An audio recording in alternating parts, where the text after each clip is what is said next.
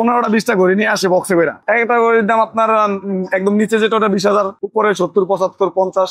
অমিত ভাই ফুটপাতের দোকান আমার, এখানে আপনার BMW, মার্সিডিজ গাড়িরা এখানে আমার সাথে কথা বলে কাজ করায় নিয়ে যায়। 2-1 ঘন্টা সময় আমার সাথেই পাস করে দেওয়া যায়। ঘড়ির কাজে তো একটু সময় লাগেই। যে ঘড়ি মূলত ব্যবহার করে তার একটা ঘড়ি তো হয় না, একটা ঘড়ি থাকেই না, অন্তত 4-5টা ঘড়ি থাকে, তার মিনিমাম 2টা ঘড়ি থাকে। অনেক জায়গায় আপনার ভালো ব্যাটারি পাওয়া যায় না, আমাদের কাছে অভিযোগ আসে। আর যেমন মনে করেন যে বলে যে ভালো ব্যাটারি, কিন্তু আসলে ও ভালোটা দেয় না, চায়না ব্যাটারি দিয়ে দিচ্ছে। জাপানিজ ব্যাটারিটা হলো অরিজিনাল 1 নাম্বার ব্যাটারি। একটু রেট বেশি নিলেও আপনার ঘড়িটার জন্য স্বাস্থ্যকর। এই জেনারেশন তো এখন কিছুতে যে লং টাইম সময় দিব, তাদের কাছে এই সময় নাই। ফোন এই সেই নিয়ে সবাই ব্যস্ত ভাই।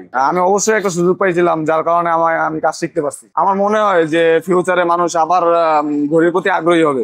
আপনার যেমন কাজ শিখবে বা মানুষ নতুন ঘড়ি কিন্তু এখন দামি দামি ঘড়ি কিনা শুরু করছে। আবার ফ্যামিলি বিজনেস এর মতনই। চাচা দোকান দেয় প্রায় 20 বছর, উনি অনেক আগে থেকে কাজ শিখছিল, ছোটকাল থেকে দেখতেছে উনি এগুলো করতেছে। আমিও ওনার দোকানে বসতাম, করতে করতে এখন একদম পারফেক্ট। আমাদের ব্যাচ ওইভাবে কেউ এখন আগ্রহী না ঘড়ির কাজটা শিখার ব্যাপারে। মাঝে মনে করেন যে 8-10 বছর ঘড়ির প্রচলনটা একটু কমে গেছিল, সবাই মুখে মুখে বলতে বলতে, এই কারণে হয়তো।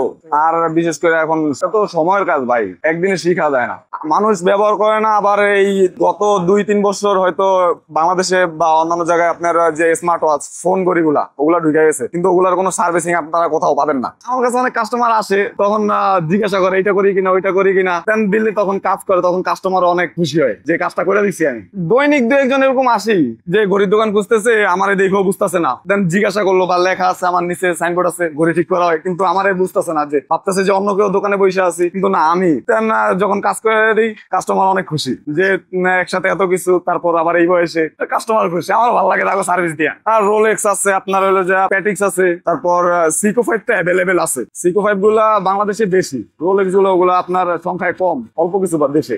তাও ওরা অন্যান্য জায়গায় কাজ করায়, আমরাও কিছু কিছু কাজ করি। আপনার অনেক ঘড়ির ঘাট আছে, এই যে যেমন ঘড়ি ছোট করতে পারেন অনেকেই। আসলে এইভাবে কি একটা পিন খুলে দেন, জাস্ট একটা পিনের কাজ না সব ঘড়িতে। আপনার 200 টাকার ঘড়িতে যেই সিস্টেম দেওয়া, আপনার 2 লাখ টাকার ঘড়িতে ওই সিস্টেম দেওয়া না। 3.5 লাখ টাকার ঘড়িতেও কাজ হয়েছে আমার কাছ থেকে। আর আপনার 40, 42, 50 এরকম অ্যাভেলেবেল দৈনিক 2-4-5টা করি।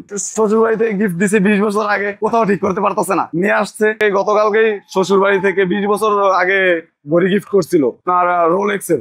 কোথাও কাজ পাইতেছে না করার জন্য, নিয়ে আসলো করে দিলাম। আপনার অটোমেটিক ওয়াচ গুলা একটু প্রাইসটা বেশি পড়ে, এক একটা পার্সেন্ট এক একটা আলাদা আলাদা রেট পড়ে, আর সার্ভিসিং বিলটা আলাদা। কারণ একটা ঘড়িতে মিনিমাম আপনার 2 দিন, একদম সর্বনিম্ন যে কাজটা লাগে 2 দিন সময় দেওয়াই লাগে মেশিনের কাজে। কখনো কারো মালের খেয়ানত দিন জরিমানা দিতে হয় নাই, আল্লাহর রহমতে এখনো পর্যন্ত এরকম হয় নাই। প্রথম থেকেও হয় নাই, এখনো নিজে যখন আলাদা দোকান দিয়ে বসছে এখনো হয়নি।